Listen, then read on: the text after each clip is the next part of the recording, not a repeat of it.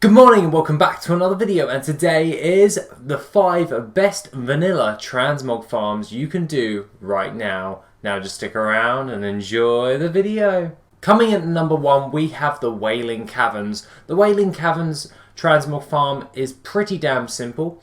I have provided a route that you can do with a speed set and a non-speed set, just so you know. It will be clearly labelled with the green route is the one without a speed set, and the one with a speed set is the one in red combined with the one with green, so you just do that extra portion in red if you've got a speed set. Now, the great thing about the WAILING Caverns is its abundance of different types of mobs. You have your standard humanoids or you also have your cobras, so to speak, which are skinnable, by the way, which you can then get some deviant scales from. Preferably you should really have this with a skinner because you're going to get a lot of this stuff. Along with that, you do have a chance of getting the deviant hatchling, which you can sell on the auction house for a fairly decent amount of gold. It's one of those added bonuses for doing this transmog farm. Along with that, you do also obtain different types of items within this dungeon, and the things that are of note are the gloves of the fang, all that jazz, the BOE blues that you can get from there, and also the ceremonial loincloth, along with loads of other different types of low tier green items. I say low tier even though they sell for near to like 9,000 gold a piece. The loincloth in particular at this moment in time is currently selling for around about 11,000 gold on my realm, and on average is around about 7,000 gold. The different types of BOE blues, I will pull it up right now, are the dark weave breeches, which are these leg cloth things, and I can show them to you right now. Now, they don't really look all that different. That's probably because I usually just have purple as my legs for my transmog. Pretty much basically purple trousers, so to speak, and they sell for a decent amount of gold, along with the gloves of the fang and the slither scale gauntlets. The difference between the gloves of the fang and the slither scale gauntlets are the slither scale gauntlets don't have the hand piece, they just kind of like are non-existent, and the gloves of the fang pretty much cover your entire hand. Now these ones, on average, these BOE blues, so the gloves in particular, sell for a couple of thousand gold each, and it's more or less farming up the different types of green items that come from this dungeon. The BOE blues are just kind of one of those ones where it's kind of like an added bonus if you get them. You're really just going for bulking out your auction house with a load of different types of greens, and also with the chances of getting some high tier selling transmog pieces that people do actually spend a lot of gold on. The ceremonial loincloth trousers do sell for an absolutely decent amount of, and that is why I have put the WAILING Caverns down at number 1. Coming in at number 2 is one of my all-time favourite farms, and that is MAUL. In particular, the MAUL East, which I do particularly like. The route is fairly easy to do. All you do is once you're in, you drop down to the bottom half. So jump down and you go into this area where there's a load of flowers. Gather them up and follow them all the way back to the beginning again, and then burn them down. They drop an insane amount of different types of the old world herbs, which do sell for a pretty penny depending on which ones they actually are. In particular, Grom's Blood sells for a lot of gold, and so does Dragon's Teeth on average. In general, if you have an inscription character, then obviously mill this and then turn it into the inks, which you then can sell on the auction house for a lot more gold than what they're actually worth. Along with that, you do also get hold of a load of fell cloth when doing this, so it's worth your time if you have a tailor to convert that into moon cloth and then sell that on the auction house. You can sell the fell cloth straight up on the auction house, but you won't get as much gold for it. So it depends on if you want to get a fast sale or a long-term sale, which is either or, really. Just really depends on if you want to put in the time to get just a little bit more gold in the long run than opposed to a sizable amount for a short-term gain for that cloth. Along with that, you do also get hold of a lot of other different types of cloths while you're in there, such as silk cloth and or your mage weave cloth. Along with this, you do also get hold of some amazing different types of green items, which you can then sell on the auction house. I primarily use this to pad out my auction house quite a bit to get myself up to that 2,000 mark of auctions, in which I put them on the auction house. This is a great dungeon in order to do if you're just starting to begin transmog farming, as this will give you the bulk of the majority of the stuff that you need in order to gain regular sales. I consider this farm to be one of my bread and butters for when I'm starting up on a new realm to sell transmog, because MAUL just provides me with all the different types of greens that I can just sell on the auction house. Along with that, you do also get hold of some BOE blues. There is a chance of you getting a staff called the Staff of Jordan, and that is pretty much like the heirloom item for mages.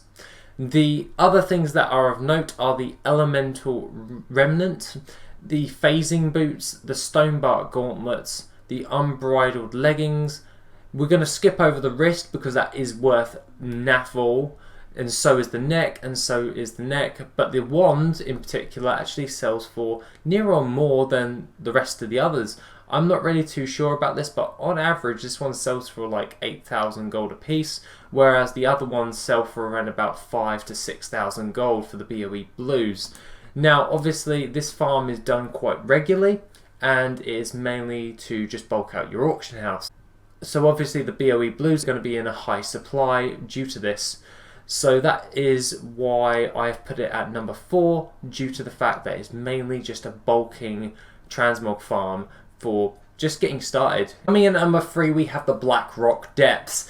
Now if you're looking for high ticket items, I would suggest that you do the BLACKROCK Depths.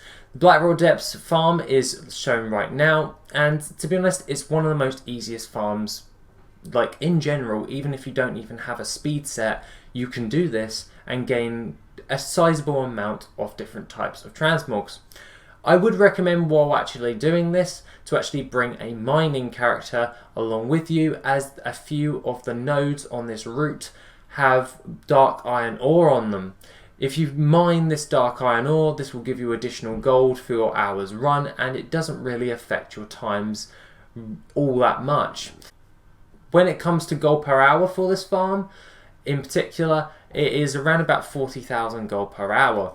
This is due to the fact that all of these vanilla items, well, near on all of these vanilla items, sell for a pretty penny. And in general, I really like it, to be honest, because at the end of the day, if I know that I'm going into BLACKROCK Depths, I know that I'm going to come out with at least a sizable amount of transmog items and or materials. This provides you also with rune cloth as well when you're actually farming this up. Rune cloth doesn't sell for an awful lot that much, but at the end of the day you can craft that into some high tier items if you also have a tailor. Obviously not everyone's like me and have every single profession on all of my characters, so to speak, and you may have to switch it up if you want to do other different types of flips and that. But that's totally down to you, in all honesty. But at the end of the day, BLACKROCK Depths, if you go in there, you're mainly just searching for the high ticket items. Now these ones do take a long time to sell, and you'll roughly gain around about 3 an hour, 3 of different types of ones. If you get any more, that's brilliant. If you don't get that much, remember it's transmog, it's RNG based, so you just had a crap hour basically. When it comes to the different types of BOE blues, we have a lot of these. We also have different types of schematics for engineering, and they sell for on average for around about 2,000 to 5,000 gold each. Some of them, like the Dark Iron Rifle, won't sell for anything. It just really depends on which one you're actually searching for and which one you actually get. If you get hold of any of the patterns for the black dragon scale leggings and the black dragon scale shoulders, that sells for a decent amount of gold, and on average it does fluctuate between 5,000 to around about 10,000 gold. But that's only if it actually drops. Remember RNG. The rest of the BOE blues sell for a decent amount of gold. If you get one of the wrist braces, it's worth just disenchanting it. It's not worth overly that much. The thing that you're really searching for when you're going into here is the funeral pyre vestment, and you're also looking for the battle chaser's greaves and the doom forged straight edge and or the rib splitter. These are the high ticket BOE blues that I love, and I get one probably every hour, give or take. I get a bad hour, but on average I do get roughly one an hour, so that's pretty damn good, and that is why BLACKROCK Depths is at number 3 on my list. Coming in at number 4 is not really a dungeon, but it's more or less a raid.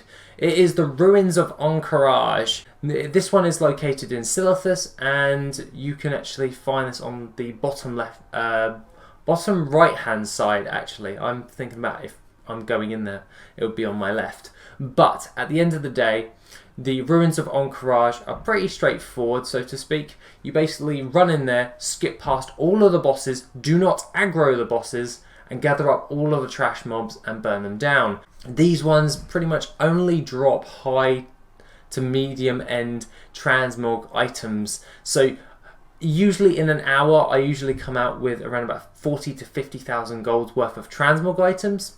And it's pretty damn good. Average, it's around about 40 to 50,000 gold per hour. Now this farm is relatively easy to do and quite straightforward, to be honest. And I find this to be a great farm just as a bread and butter farm if you want to go for your high tier and your medium tier transmog items. You pretty much will never get any crap items, so to speak. There is a couple of little crappy items, but at the end of the day, the majority of them is what I'm trying to say is going to sell for a sizable amount of gold. Now, the only thing with this type of farm is that these items take a lot longer to sell. So it's one of those ones is, do you want to put the time in and get the return on the investment later on in like a month or so time? So it just really depends on if you really want to do that. Other than that, guys, let's move on to number 5. For number 5 is BLACKFATHOM Depths. BLACKFATHOM Depths is it's not really talked about all that much. That's mainly because it's rather tricky in order to actually do the run in an effective manner. If you have a speed set, it's usually quite okay to just go ahead and do that, but if you are running somewhat like a druid or a rogue or anything that can just speed your way through, that's pretty damn good. I mainly do it on a druid, mainly because of my Dreamwalk ability. My Dreamwalk ability lets me portal out and portal back in and reset the instance in between that. And that means once I've completely done the entire run and killed all of the trash mobs, I can then reset the instance, go back in and start at the beginning again. With other classes, you would have to just troddle your way all the way back to the beginning again, reset the instance. It's kind of one of those ones where it takes a lot longer to do. I believe that the Proving Grounds still works when you're doing this, so maybe you want to do the Proving Grounds technique in order to farm this dungeon more effectively and more time efficient. And the clear rate is usually around about 6 minutes, and that is usually without a speed set. With a speed set, it usually takes me about 4 minutes 53 seconds, and that is an on average thing. I did this like 15 times and I was like, okay, it's roughly around about that. But at the end of the day, it doesn't take all that long to do, even if you don't have a speed set when you're doing this. Now, the things of note that you're actually looking for in this dungeon is not the BOE greens. They're more padding than anything. The thing that you're really looking for is the BOE blues. The BOE blues from BLACKFATHOM Depths. It are absolutely amazing. The majority of them actually sell for a high amount of gold, like we're talking about in the 10s to 20,000 gold each. And the ones of note are the Tree Bark Jacket, the Martyr's Chain, and the Invocator's Blade, along with the Onyx Claymore and the Grim Claw. The rest of them go for still a high amount of gold, but those ones are the most valuable of them all. You're really just going in there to get the BOE blues, and those ones take roughly about medium time to sell. So you're looking at around about a month to 2 months to sell this. Usually with high ticket items it takes a lot longer to sell them, because that's why they're high ticket, they're so niche and specific. But with these ones, the supply usually on most realms are non-existent, or there's just a very few amount of them because people don't really do the BLACKFATHOM depths to farm it. Other than that, this farm is by far one of my most favourite transmog farms, and I rarely really talk about it. That's mainly because I'm kind of lazy when I don't want to talk about this farm. Because every time I want to gain footage for it, I'm just like, I can't be bothered to go all the way over to Ashenvale. So it just really just I may do a one-off video showing everyone the specific route, but obviously we got the route on the map, so you can follow that, or in the future, or maybe if enough people ask, I'll probably just do a run-through video on how you actually do the farm. Other than that, guys, that is pretty much what I gotta say for the 5 best vanilla transmog farms. I hope that you found this video helpful. If you want to get into transmog, these ones are pretty much the ones you've got to do in order to bulk out and get some high-end transmogs. So recommended, start off with those and then move on to any others. Other than that, guys, have a lovely rest of the day, and I shall see you in the next video, which will be on Wednesday. Take it easy, guys.